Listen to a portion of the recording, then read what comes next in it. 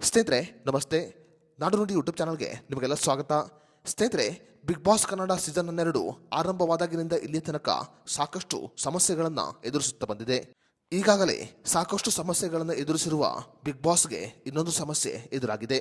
Big boss Kannada season 12 ಹಾಗೂ ಸುದೀಪ್ ಅವರ ಮೇಲೆ ಈಗ ದೂರು ದಾಖಲಾಗಿದೆ. ಬಿಗ್ ಬಾಸ್ ಕನ್ನಡ ಸೀಸನ್ 12 ಆರಂಭದಲ್ಲಿ ರಕ್ಷಿತಾ ಅವರನ್ನ ಮನೆಯಿಂದ ಹೊರಗೆ ಹಾಕುವುದರ ಮೂಲಕ ಸಾಕಷ್ಟು ಚರ್ಚೆಗೆ ಕಾರಣವಾಗಿತ್ತು.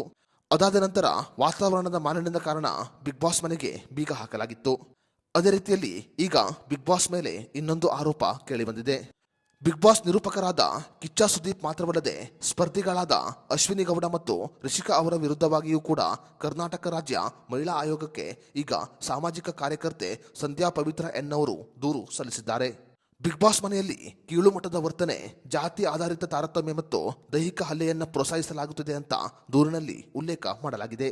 ಬಿಗ್ ಬಾಸ್ನ ಒಂದು ಸಂಚಿಕೆಯಲ್ಲಿ ಕಿಚ್ಚ ಸುದೀಪ್ ಅವರು ಕೂಡ ರಕ್ಷಿತಾ ಅವರ ಮೇಲೆ ಅವಹೇಳನಕಾರಿ ಮತ್ತು ಆಕ್ರಮಣಕಾರಿ ಹೇಳಿಕೆಯನ್ನು ಕೊಟ್ಟಿದ್ದಾರೆ. ಕೆಲವು ಮಾತುಗಳು ಮಹಿಳೆಯರಿಗೆ ಅಗೌರವ ತೋರುವಂತೆ ಇದೆ ಅಂತ ದೂರಿನಲ್ಲಿ ಉಲ್ಲೇಖ ಮಾಡಲಾಗಿದೆ.